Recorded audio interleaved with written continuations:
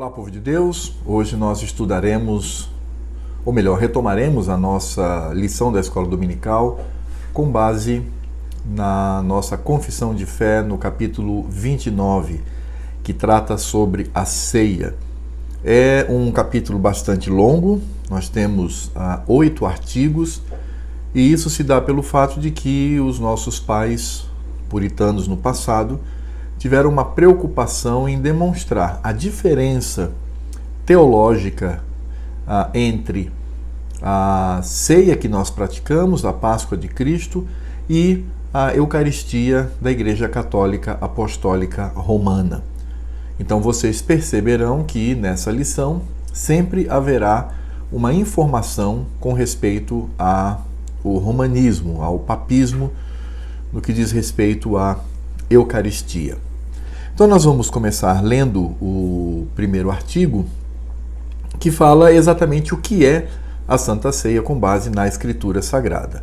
Diz assim o artigo: Na noite em que foi traído, nosso Senhor Jesus instituiu o sacramento do seu corpo e sangue, chamado Ceia do Senhor, para ser observado em sua igreja até o fim do mundo, a fim de lembrar perpetuamente o sacrifício que em sua morte ele fez de si mesmo. Selar aos verdadeiros crentes os benefícios provenientes desse sacrifício para o seu nutrimento espiritual e crescimento nele, e a sua obrigação de cumprir todos os seus deveres para com ele, e ser um vínculo e penhor da sua comunhão com ele, e de uns com os outros, como membros do seu corpo místico. O primeiro artigo, ele está bem claro aqui, ele fala que a Santa Ceia, ela é um memorial, ela aponta para a morte de Cristo.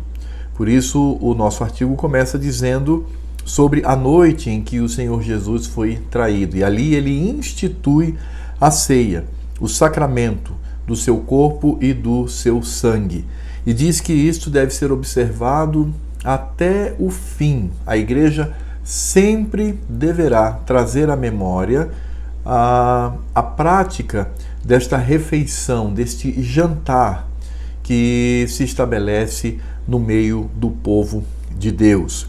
Inclusive, afirma ser um vínculo e penhor da comunhão com o próprio Cristo e de uns com os outros, ou seja, entre os crentes, como membros do seu corpo místico. Praticar a Santa Ceia ou a Páscoa de Cristo, que aponta para a sua obra redentiva, faz também com que saibamos e lembremos-nos de que somos o corpo de Cristo nessa terra. E dessa maneira, nós celebramos a ceia para a sua honra e para a sua glória e para trazer à memória a sua obra tão magnífica de redenção. No segundo artigo, o texto vai dizer por causa de quem a ceia foi instituída e, ao mesmo tempo, vai já começar a apontar o erro da Igreja Católica Apostólica Romana no que diz respeito a esse tema. Diz assim o segundo artigo: Neste sacramento não se oferece Cristo a seu Pai, nem de modo algum se faz um sacrifício pela remissão dos pecados dos vivos ou dos mortos, mas se faz uma comemoração daquele único sacrifício que ele fez de si mesmo na cruz, uma só vez, e por meio dele, uma oblação de todo louvor a Deus. Assim, o chamado sacrifício papal da missa é sobremodo ofensivo ao único sacrifício de Cristo, o qual é a única propiciação por todos os pecados dos eleitos. Por que os nossos pais tiveram a preocupação de colocar o texto dessa forma? Porque na Igreja Católica Apostólica Romana, todas as vezes que o padre celebra a missa, ali há um novo sacrifício de Cristo, sacrifício real. Eles creem que a hóstia é o corpo de Cristo e o vinho é o sangue de Cristo.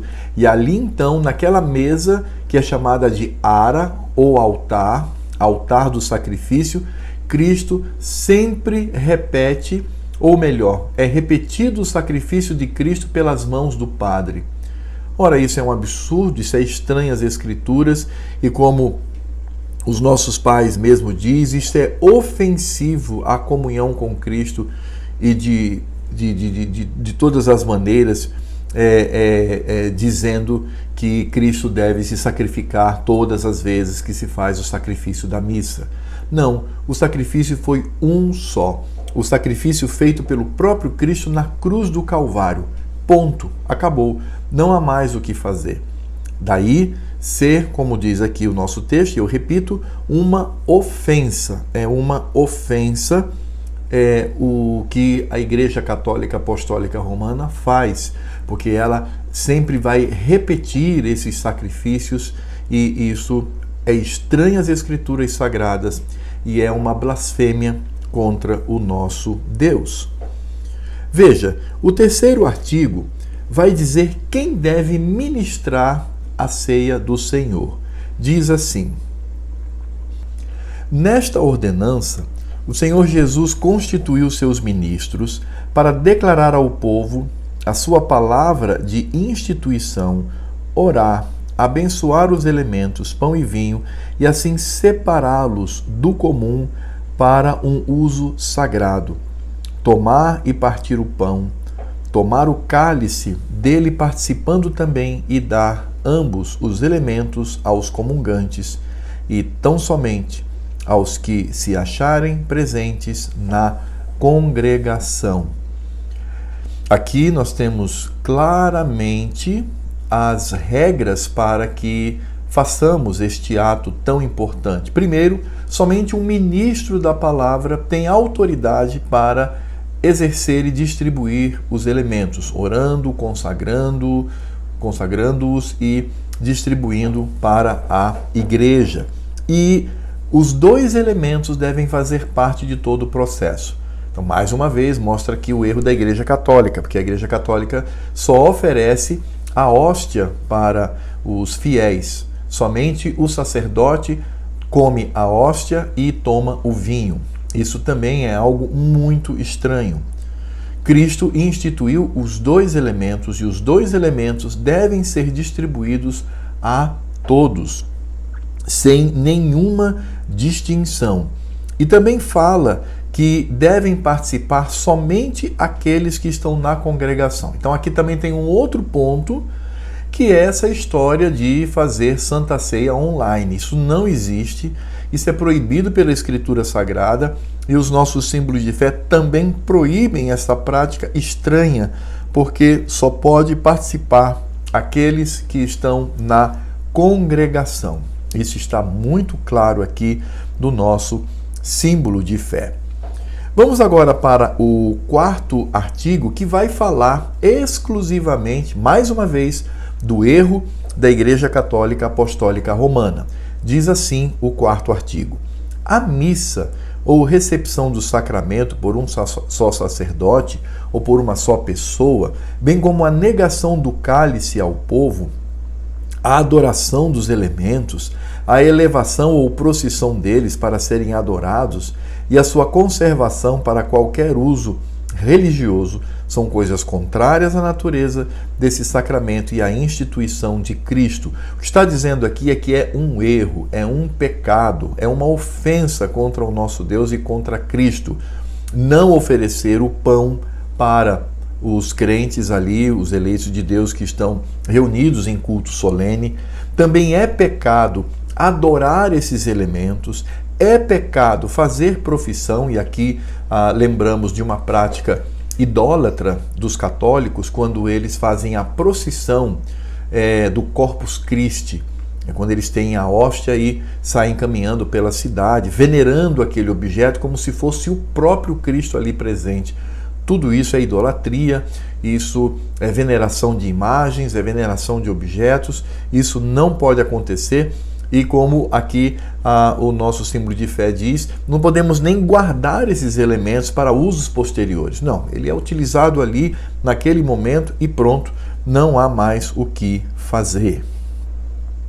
No artigo... onde é que nós estamos? Artigo 5 No artigo 5, nós vamos ver quem é representado nestes elementos.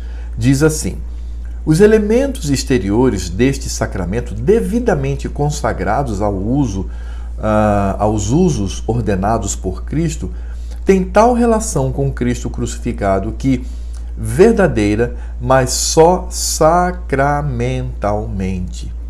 São às vezes chamados pelos nomes das coisas que representam, a saber, o corpo e o sangue de Cristo, porém em substância e natureza conservam-se verdadeira e somente pão e vinho como eram antes. Então esses elementos, eles representam a Cristo. Embora a gente os chame de corpo e sangue de Cristo, quando, por exemplo, o ministro da palavra, ele repete as palavras de Cristo quando diz: este é o meu sangue que é derramado por vós, esse é o meu corpo que é dado por vós, tendo esses elementos na mão, o pão e o vinho, mas é apenas uma representação. Eles apenas representam, mostrando mais uma vez o erro da Igreja Católica quando afirma que aqueles elementos, o pão e o vinho, são de fato Cristo ali presente materialmente, presente fisicamente. Isso não se sustenta. E não se sustenta por uma razão muito simples. A primeira ceia instituída foi pelo próprio Cristo. E Cristo tomou o pão e tomou o cálice. Veja, ele estava ali e ele instituiu a ceia. Aquele pão nas mãos de Cristo não se tornou a carne dele, literalmente, não grudou na mão e se tornou carne. Aquele sangue não se misturou com o seu sangue verdadeiro que seria derramado na cruz. Essa é a lógica. Então, por isso, como diz aqui o nosso símbolo de fé, eles apenas representam solenemente. Há uma solenidade, mas é apenas representativa. E aí vem mais um erro católico dentro desse tema, que está no artigo 6º. Diz assim: a doutrina geralmente chamada transubstanciação, que ensina a mudança da substância do pão e do vinho na substância do corpo e do sangue de Cristo, mediante a consagração de um sacerdote ou por qualquer outro meio, é contrária não só às Escrituras, mas também ao senso comum e à razão, destrói a natureza do sacramento e tem sido a causa de muitas superstições e até de crassa idolatria. Não há transubstanciação. Transubstanciação é uma mentira teológica. Aqueles elementos não se transformam no corpo e no sangue de Cristo. Daí o termo transubstanciação. A substância se transforma. Não, continua pão e continua vinho. O nosso símbolo de fé, inclusive, nos alerta dizendo que essa visão da transubstanciação é que gera idolatria, é que gera superstição, é que gera misticismo, que está longe de ser a espiritualidade colocada na Escritura Sagrada. Portanto, a teologia, a doutrina da transubstanciação é um erro que tem levado muitos a afrontarem a Cristo, pecando contra Ele e pecando também contra o Pai. O artigo 7º, ele vai tratar de Cristo presente. Veja, Cristo está presente ali no momento da ceia. Mas como? O nosso símbolo de fé não acabou de falar que a transubstanciação ela é mentirosa? Como ele se faz presente? Aí o nosso símbolo de fé vai explicar. Ele diz o seguinte: os que comungam dignamente, participando exteriormente dos elementos visíveis deste sacramento, também recebem intimamente pela fé a Cristo crucificado e todos os benefícios da sua morte. E nele se alimentam, não só carnal, mas corporalmente, mas real, verdadeiro e espiritualmente, não estando o corpo e o sangue de Cristo corporal ou carnalmente nos elementos pão e vinho, nem com eles ou sob eles, mas espiritual e realmente presentes à fé dos crentes nessa ordenança, como são os próprios elementos aos seus sentidos corporais. Aqui, os nossos símbolos de fé estão falando contra outra doutrina que se chama consubstanciação. Essa doutrina vem da igreja luterana. Os luteranos, eles negam a transubstanciação, ou seja, eles negam que os elementos se tornam Cristo, mas eles acreditam que há uma presença física de Cristo que envolve os elementos. Isso também é muito estranho. É por isso que aqui, no nosso artigo, diz assim: não estando o corpo e o sangue de Cristo corporal ou carnalmente nos elementos pão e vinho, nem com eles, nem sob eles. Ou seja, não existe também consubstanciação. O pão e o vinho continuam com a sua natureza de pão e vinho. Eles apenas representam solenemente. Eles representam. Agora, vejam que isso não significa dizer que esses elementos não tenham um caráter especial no momento do culto solene. Tem, porque Cristo se faz presente. Corporalmente? Não. Fisicamente? Não. Mas ele se faz presente espiritualmente. Cristo está presente no momento do culto. Cristo está ali junto com a congregação. O autor de Hebreus mesmo nos relata que Cristo, ele chega inclusive a entoar os cânticos junto com a congregação. Ele se faz presente pelo seu glorioso Espírito. E aí, se ele está presente, ele também está ali presente espiritualmente no momento da ceia. E ali temos então os benefícios não que os elementos pão e vinho nos dão, não, mas os benefícios de Cristo na cruz do Calvário e a sua obra sobre nós. Então, nós não cremos na transubstanciação, nós não cremos na consubstanciação, mas também nós não cremos, como um ramo da igreja protestante afirmava, que pão e vinho está ali, Cristo não está presente hora nenhuma, não há nada ali de Cristo presente. Não, isso também não é verdade. Como afirmamos, aqueles elementos são consagrados pela oração e ali temos a presença de Cristo espiritualmente. Pão continua pão, vinho continua vinho, mas temos a presença do Senhor. Esses elementos são retirados do uso comum e eles passam a ter um uso sagrado no culto solene. É assim que nós cremos e é assim que a Escritura Sagrada nos ensina. E aí vamos para o nosso último artigo, que mostra quem deve receber os elementos, quem deve participar dos elementos. Diz assim: ainda que os ignorantes e os ímpios recebam os elementos visíveis deste sacramento, não recebem a coisa por ele significada, mas pela sua indigna participação tornam-se réus do corpo e do sangue do Senhor para a sua própria condenação. Portanto, eles, como são indignos de gozar comunhão com o Senhor, são também indignos da sua mesa e não podem, sem grande pecado contra Cristo, participar destes santos mistérios, nem a eles ser admitidos enquanto permanecerem nesse estado. A ceia não foi feita para ímpios, a ceia não foi feita para incrédulos, mas apenas para os convertidos, aqueles que são de fato membros do corpo de Cristo. Se uma pessoa ela não é crente e ela participa, ela está ingerindo condenação para si mesmo, como diz o apóstolo Paulo. Come e bebe juízo para si. É por isso que temos que discernir. E é aqui que vem o argumento de que criancinhas não podem participar, porque elas não discernem.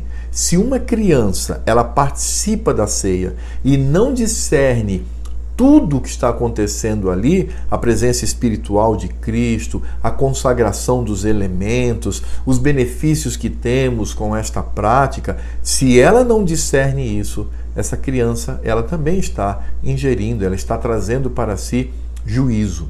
Daí a grande responsabilidade que temos para com os nossos filhos.